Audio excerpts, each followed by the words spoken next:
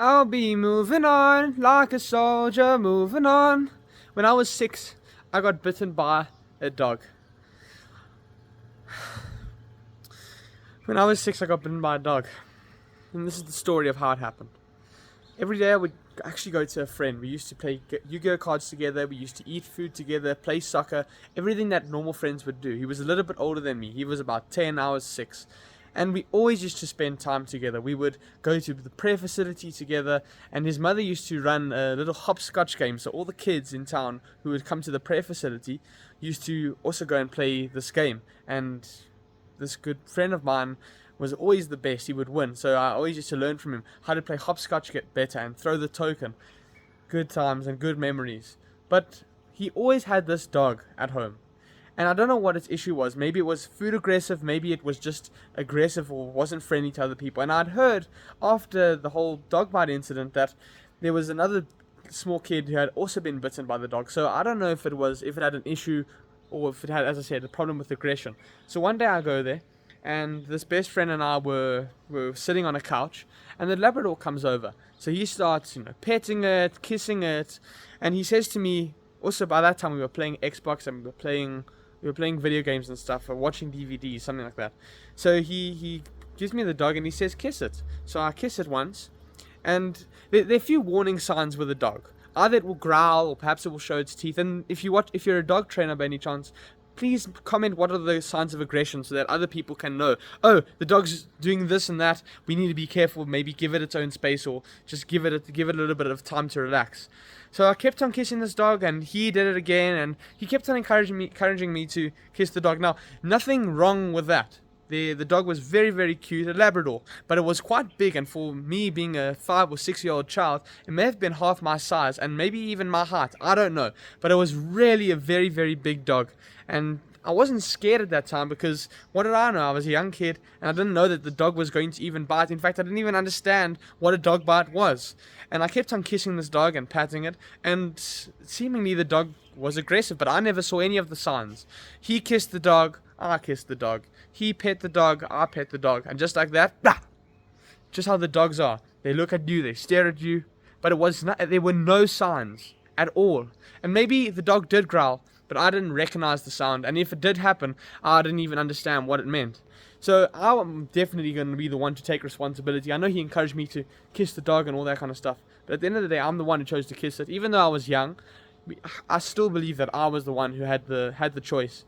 And maybe if we can put it down to a lesson, sometimes with some dogs, don't get over involved. If it's a little puppy, okay, its teeth are yay small, and there's no chance it can ever harm you. But if it's a pit bull, and especially if it's not yours, because dogs seem to be quite protective of their owners, maybe be a little bit wary.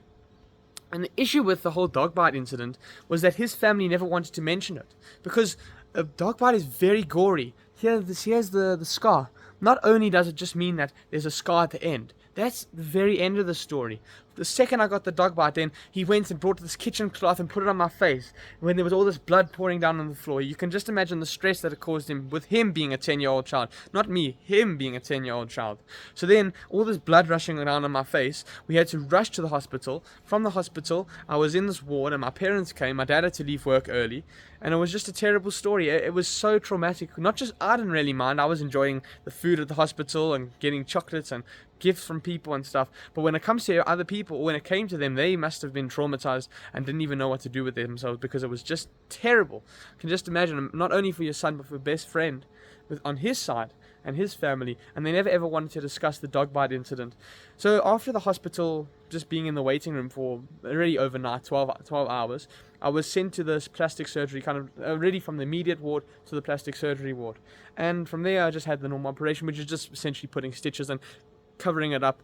Then from there was a whole long process of recovery. It was at least a year of putting this thing called scar cream or something like that to prevent the scarring. I had all these pasted pieces of glue strips on my face to keep everything together so that the stitches wouldn't get infected.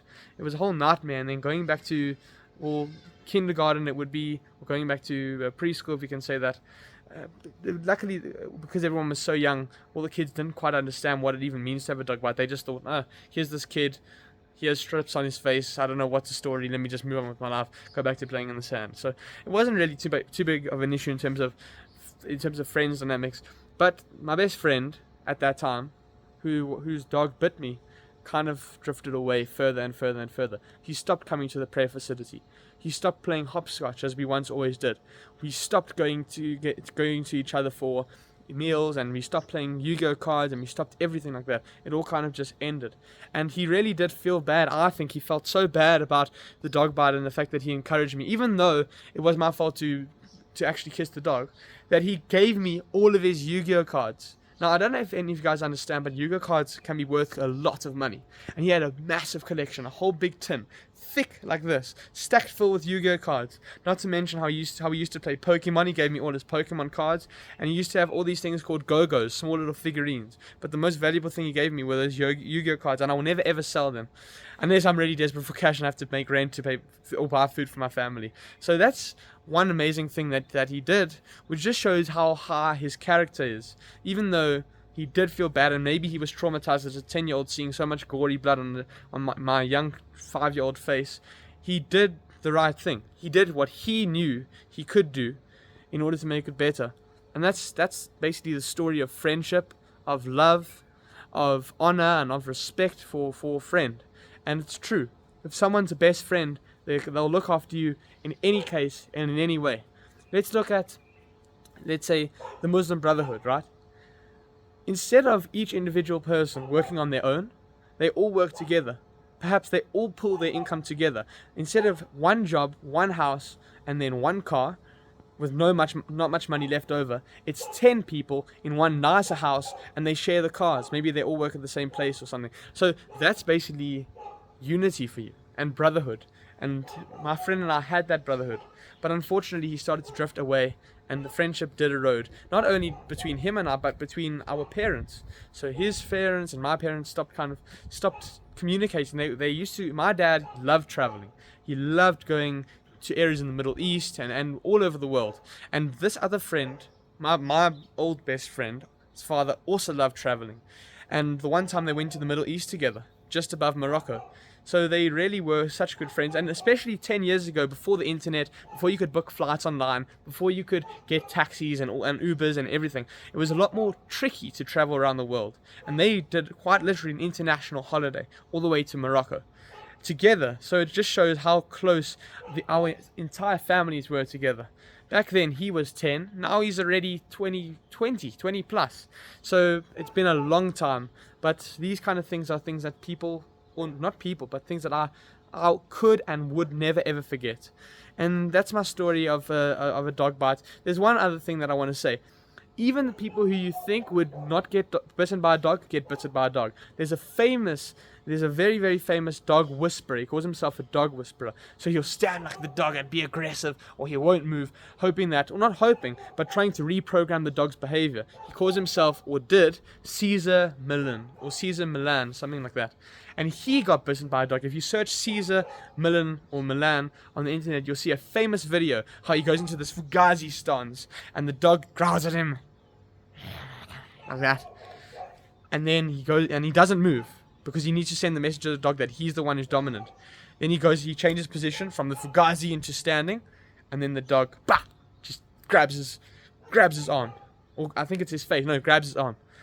That's my story of the dog bite, but it's also a story of love, and of friendship, and of trust, and of how having good friends can sometimes even save your life, even if they drift away.